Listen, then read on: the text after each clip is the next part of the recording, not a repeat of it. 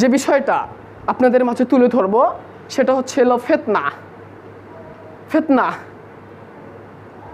ফিতনা কাকে বলে, ফিতনার পরিচয় কি? আর আজকে মুসলিম উম্মাহ বলবো না, আমাদের পারিবারিক থেকে শুরু করে আমাদের চলাফেরা, ওঠা বসা এবং আমাদের স্থান তো যেখানে আমরা কাজ করি, যেখানে যে অবস্থায় আমরা চলাফেরা করি, সমস্ত জায়গায় এই ফিতনা এমনভাবে মহামারীতে রূপ নিয়েছে। আমি আপনাদেরকে অসংখ্য ফিতনা আছে, সমস্ত ফিতনার কথা বলা যাবে না, সময় নেই। আমি কয়েকটা ফিতনার কথা বলবো যেটা আপনার ঘর থেকে শুরু করে, আপনি তো জড়িত আছেন, আপনার পরিবার আছে, আপনার কর্মস্থলে আপনি যেখানে যান সেখানে আছেন, পুরো অল এভরিথিং আমরা যারা আছি, নারী পুরুষ সবাই আমরা এই ফিতনার মধ্যে জড়িত আছি। ফিতনাগুলো আমাদেরকে জানতে হবে, ফিতনাগুলো নিয়ে আমাদেরকে গবেষণা করতে হবে। আজকে আমাদের মধ্যে ফিতনা না জানার কারণে আমরা কখন যে ফিতনার মধ্যে ডুবে গিয়েছি আমরা নিজেই জানি না। এই জন্য কোনটা খারাপ আর কোনটা ভালো সে দুইটাই জানতে হবে আমাদেরকে। শুধু ভালোটা জানবেন, খারাপটা জানবেন না। আপনি আকস্মিকভাবে হঠাৎ করে আপনি খারাপের মধ্যে চলে যেতে পারেন, এটা মানুষ স্বভাব, এটা যেতে পারেন। এই জন্য আমাদেরকে ফিতনা সম্পর্কে জানতে হবে। প্রিয় ভাইয়েরা, আপনি যদি মুসলিমদের কোরআনের পরে সবচেয়ে বিশুদ্ধতম কিতাব সহিহুল বুখারী খোলেন, সহিহুল বুখারীর একটি অধ্যায় রয়েছে ফিতনার অধ্যায়। সুবহানাল্লাহ, কত যে হাদিস রয়েছে সেখানে। শুধু ফিতনা সম্পর্কে আল্লাহ রাসূল সাল্লাল্লাহু আলাইহি ওয়াসাল্লাম থেকে যে শয়ে হাদিস আপনি শুধু উল্টাবেন ফিতনা সম্পর্কে হাদিস আল্লাহ রাসূল কতভাবে মানব জাতিকে নিষেধ করে গিয়েছেন ফিতনা থেকে দূরে থাকতে হবে। আর আল্লাহ সুবহানাহু ওয়া তাআলা তো আমাদের পবিত্র কুরআনুল কারীমে সেই রাসূল সাল্লাল্লাহু আলাইহি ওয়াসাল্লামের প্রতি এই ফিতনা সম্পর্কে কঠোরভাবে আল্লাহ পাক বলেছেন যে মানুষ যেন ফিতনার মধ্যে জড়িত না হয়। প্রিয় ভাইরা, আল্লাহ সুবহানাহু ওয়া তাআলা বলছেন সূরা আনফাল আয়াত নম্বর 25, আল্লাহ জানিয়ে দিচ্ছেন ওয়াত্তাকু ফিতনাকুল্লাযী মিনকুমুয যালামু। আল্লাহ জানিয়ে দিচ্ছেন যে ওয়াত্তাকু ফিতনাতুল্লাযীনা যালামু মিনকুম খাসসাতা, যে আল্লাহ জানিয়ে দিচ্ছেন পৃথিবীর আদম সন্তানদেরকে, নারী পুরুষ উভয়কে, শুধু নারীদের কথা পুরুষদের কথা ইন্ডিকেট করে বলেনি, সকল আদম সন্তানকে বলছেন যে ওয়াত্তাকু, তোমরা ভয় করো, ওয়াত্তাকু ফিতনাতুল্লাযীনা যালামু, তোমরা সেই ফিতনাকে ভয় করো যে ফিতনা তোমাদের মাঝে ধেয়ে আসবে। শুধু যালামু, শুধু জালেমদের কাতারে আসবে না, শুধু পাপিষ্ঠদের ব্যক্তিদের নিকট ফিতনা আসবে না, বরঞ্চ যারা মুমিন থাকবে এবং যারা জালেম থাকবে সবার উপরে ফিতনা পতিত হবে।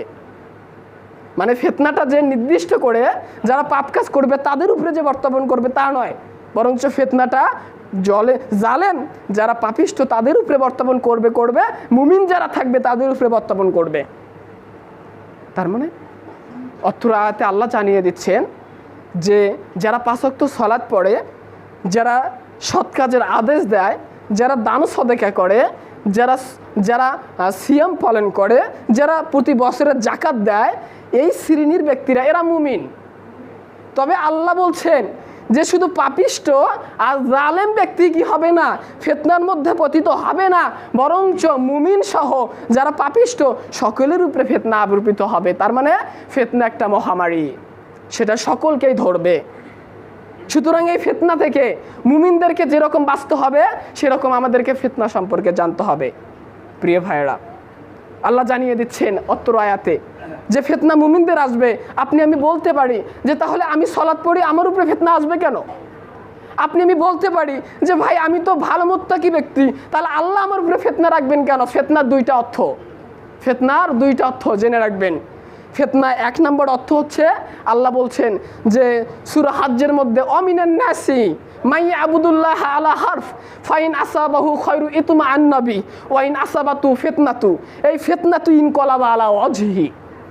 অত্র আয়াতে আল্লাহ পাক ফিতনা সম্পর্কে বলছেন যে আমরা জানি যে ফিতনা মানে আমরা পারস্পরিক আমরা ভাব বিনিময় করি, যখন কোনো জায়গায় বা বিভিন্ন কৌতূহল বশতে আমরা যখন একে অপরের প্রতি গালিগালাজ করি, তখন আমরা বলি যে ভাই এখানে ফিতনা করা যাবে না, এখানে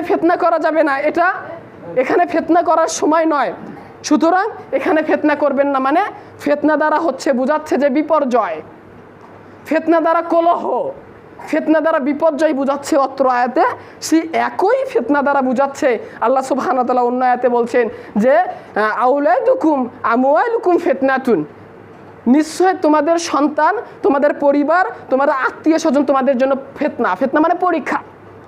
এখানে ফিতনা দ্বারা বুঝাচ্ছেন আল্লাহ পাক ফিতনা হচ্ছে পরীক্ষা, আর অন্য আয়াতে বলছেন যে ফিতনা হচ্ছে কি বিপর্যয়, কোলাহল। এই দুইটা অর্থ আমরা কোরআন থেকে জানতে পারি। তো প্রিয় ভাইরা, এখানে ফিতনা হচ্ছে কখনো পরীক্ষার কাতারে আসি, আবার কখনো বিপর্যয়ের কাতারে চলে যাই। তো এখান থেকে আপনাকে যে বিষয়টার প্রতি আমি ইন্ডিকেট করব যে আল্লাহ সুবহানাহু ওয়া তাআলা বলছেন যে ফিতনা তোমাদের নিকট আসবে, এবং সেটা শুধু পাপীদের কাতারে যাবে না, সেটা মুমিনদের কাতারেও আসবে। এই জন্য ফিতনা সম্পর্কে আমাদেরকে জানতে হবে।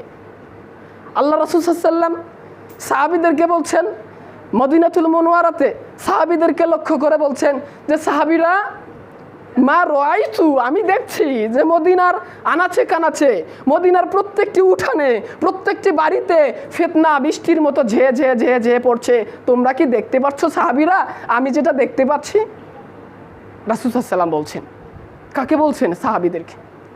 তো সাহাবীদের একটা গুণ হচ্ছে, তারা বলছেন যে আল্লাহ রাসূল আমরা জানি না, আপনি জানেন। এটা সাহাবীদের গুণ। তারা রাসূল সাল্লাল্লাহু আলাইহি ওয়াসাল্লামের অগ্রগামী হতেন না, আগ বাড়িয়ে কথা বলতেন না। তারা রাসূল সাল্লাল্লাহু আলাইহি ওয়াসাল্লামকে বললেন, আল্লাহ রাসূল আপনি জানেন, আমরা জানি না। তখন রাসূল সাল্লাল্লাহু আলাইহি ওয়াসাল্লাম বললেন যে সাহাবীরা শোনো, আমি তো দেখতে পাচ্ছি মদিনার প্রত্যেকটি আনাচে কানাচে, প্রত্যেকটি উঠানে, প্রত্যেকটি বাড়িতে ফিতনা বৃষ্টির মতো ঝেয়ে ঝেয়ে আসছে। তোমরা দেখতে পাচ্ছ না কেন? আল্লাহ রাসূল জানিয়ে দিচ্ছেন যে সব থেকে বিশুদ্ধ, সব থেকে পবিত্রতম জায়গা হচ্ছে সৌদি আরব, অর্থাৎ মক্কা মদিনা। সেখানে যদি ফিতনা আবির্ভূত হয়, সেখানে যদি ফিতনা বর্ষিত হয়, তাহলে আজকে পুরো পৃথিবীতে ফিতনা কীরকমভাবে ছড়িয়ে ছিটিয়ে আছে, আপনি আমি ফিতনার মধ্যে জড়িয়ে আছি। তার মানে ফিতনা বৃষ্টির মধ্যে আসবে, কিয়ামতের নিঃশেষের পূর্বে ফিতনা এমনভাবে আসবে মানুষের ঈমান রাখা কঠিন হয়ে যাবে। আল্লাহ রাসূল বলেছেন যে কেউ যদি ঈমান রাখতে চায় ফিতনার সময়, হাতে জ্বলন্ত আগুন নিতে পারবে, তবু ঈমান ধরে রাখতে পারবে না। এতটা কঠিন ফিতনার মধ্যে আমরা নিমজ্জিত হব। রাসূল সাল্লাল্লাহু আলাইহি ওয়াসাল্লামের কথা কেমন কথা, যে ফিতনা আমাদেরকে ধরবে। আপনি ফিতনা যদি বাড়িতে থাকেন, তবুও ফিতনা আপনার কাছে আসবে। এরকম ফিতনা আপনার কাছে আপনার আমল নষ্ট করে দিবে। আল্লাহ রাসূল সাল্লাল্লাহু আলাইহি ওয়াসাল্লাম বলছেন যে এমন একটা সময় মানুষ আসবে যখন যারা কবরে শায়িত ব্যক্তি, আমার কথা বুঝে যাবেন, কবরে যে ব্যক্তি শায়িত করা আছে, যিনি কবরস্থ হয়ে আছেন, সেই কবরস্থ ব্যক্তির সামন দিয়ে যখন কোনো ব্যক্তি অতিক্রম হবে, সে সেখানে কান্নায় লুটিয়ে পড়বে, সে সেখানে অস্থির হয়ে যাবে, সে সেখানে চিৎকার করতে থাকবে। কেন? ফিতনা এমনভাবে মানুষের নিকট প্রবেশ করবে, সে চাইবে আমি যেন কবরওয়ালা বাসির মতো যদি হতে পারতাম, আমি যদি কবরের মধ্যে ঢুকে যেতে পারতাম, ওই ব্যক্তির মতো যদি আমি শান্তিতে থাকতে পারতাম। এতটা ফিতনা মানুষের নিকট আসবে।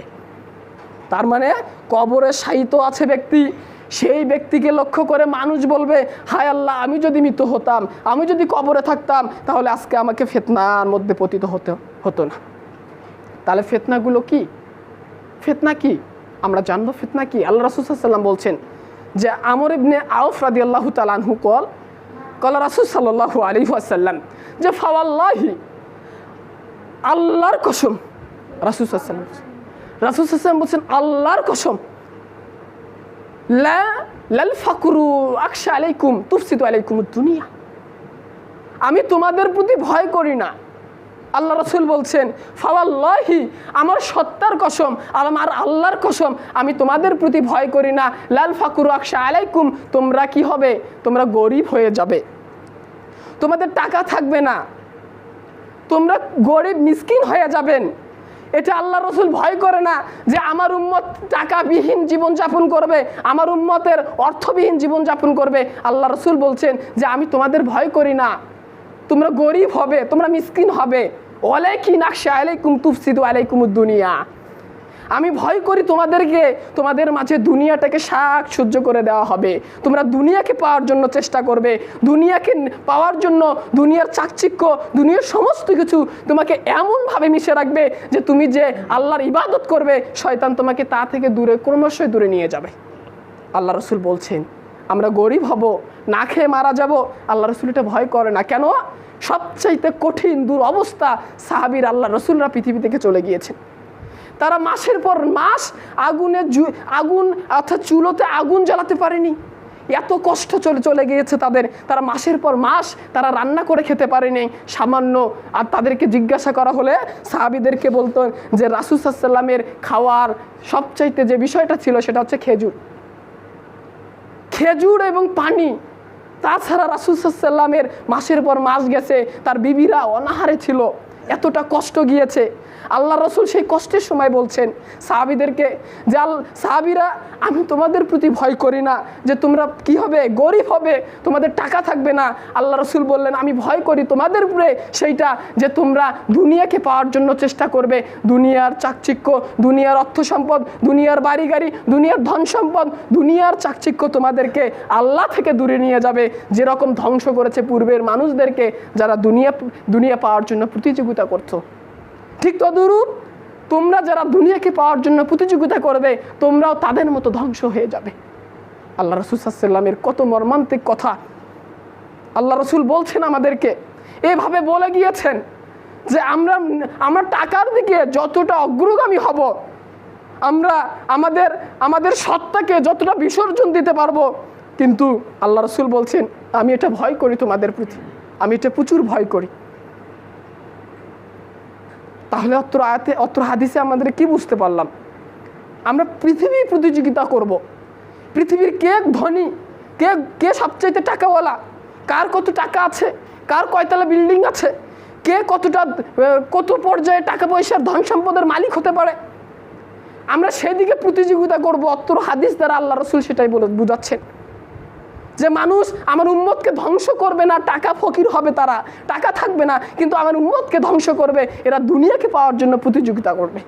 এটা ফিতনা, দুনিয়ার ফিতনা। আমি আপনাদেরকে বলছি ফিতনা থেকে দূরে থাকতে হবে। দুনিয়ার ফিতনা আল্লাহ রসুল জানিয়ে দিচ্ছেন এটা একটা ফিতনা। ফিতনা কি? দুনিয়ার ফিতনা। এই যে আপনি সলাৎ থেকে দূরে চলে গিয়েছেন, সলাৎ পড়ছেন না, সলাৎ না পড়ে আপনি আপনার কাজে, কর্মজীবিতে, আপনি আপনার ব্যবসাতে, আপনি আপনার সমস্ত কাজে জড়িয়ে আছেন। তার মানে আপনি দুনিয়াকে পাওয়ার জন্য, দুনিয়ার চাকচিক্য পাওয়ার জন্য আপনি কি করছেন? আল্লাহ থেকে দূরে চলে যাচ্ছেন। আপনি চাইলে আল্লাহর ইবাদত করে আপনি কি করতে পারতেন? আপনি কাজ করতে পারতেন, কিন্তু আপনি আল্লাহর ইবাদতকে দূরে রেখে আপনি আপনার কাজকে প্রাধান্য দিয়েছেন। সে কথা আল্লাহ রসুল জানিয়ে দিচ্ছেন যে আমার উম্মত দুনিয়াটাকে পাওয়ার জন্য প্রতিযোগিতা করবে। প্রিয় ভাইয়েরা, এটা হচ্ছে দুনিয়ার ফিতনা, দুনিয়ার মহস্য, দুনিয়ার ভালোবাসা, দুনিয়ার সব কিছু আপনাকে এমনভাবে মহচ্ছন্ন করে রাখবে, সে কথা আল্লাহ জানিয়ে দিচ্ছেন আল হাকুমুত তাকাসুর হাত্তা যুরতুমুল মাকাবির। আল হাকুমুত তাকাসুর, আল্লাহ জানিয়ে দিচ্ছেন যে মানুষের লোভ লালসা, মানুষের প্রাচুর্যের লোভ লালসা, ধন সম্পদের লোভ লালসা, তাদের অর্থের প্রতি লোভ লালসা তাদেরকে এমনভাবে মহচ্ছন্ন করে রাখবে যে তারা কবরকে ভুলে যাবে যতক্ষণ পর্যন্ত তারা কবরে না আসবে। মানুষের চাহিদা শেষ হবে না। যখন সে চাকরি পাবে তখন সে চিন্তা ভাবনা করবে যে আমি আমার বাড়িটাকে কিভাবে বড় করব। সে যখন বাড়ি বড় করবে তখন সে স্ত্রী পুত্র নিয়ে ভালো থাকার জন্য অন্য কিছু ব্যবস্থা করবে। যখন সে সেটা করবে তারপরে তার সন্তান সন্ততিদিকে নিয়ে বিলাসবহুলে চলাফেরা করার চিন্তা ভাবনা করবে। মানুষের চাহিদার শেষ থাকবে না যতক্ষণ পর্যন্ত তারা কবরে না আসবে। দেখেন কথাটা কত ওয়েট, কত ওজনওয়ালা কথা আল্লাহ বলে দিয়েছেন যে মানুষ ততক্ষণ পর্যন্ত সংশোধন হবে না যতক্ষণ পর্যন্ত না কবরে তারা আসবে। আপনি কবরে গেলে সংশোধন হতে পারবেন না। কবরে যাওয়ার আগে আপনাকে সংশোধন হতে হবে, আমাকে সংশোধন হতে হবে। কবরে আপনার ধাপ, সেই ধাপে যদি আপনি আটকিয়ে যান, আল্লাহি আল্লাহর কসম, আপনি কোনো জায়গাতেও আপনি কি করতে পারবেন না, কোনো জায়গাতেই আপনি যেতে পারবেন না, কোনো জায়গা থেকে আপনি পার হতে পারবেন না। এই জন্য দুনিয়ার ফিতনা থেকে আপনাকে আমাকে বাঁচতে হবে, দুনিয়ার চাকচিক্য থেকে বাঁচতে হবে।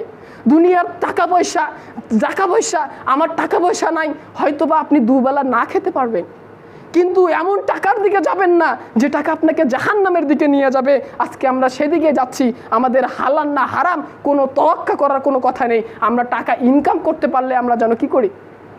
আমরা যেন আমাদের সব কিছু করে দিয়ে দিই, আমাদের সব কিছু বিসর্জন দিয়ে দিই, যে আমরা ইনকাম করতে হবে, তবু আমাকে নিজের পায়ে দাঁড়াতে হবে। নিজের পায়ে দাঁড়াতে গিয়ে সে ব্যক্তি হালাল হারামে তোয়াক্কা করে না, সে ব্যক্তি অমানুষের মতো পরিণত হয়ে যায়। প্রিয় ভাইয়েরা, এই জন্য দুনিয়া থেকে দূরে থাকতে হবে, দুনিয়ার চাকচিক্য থেকে দূরে থাকতে হবে।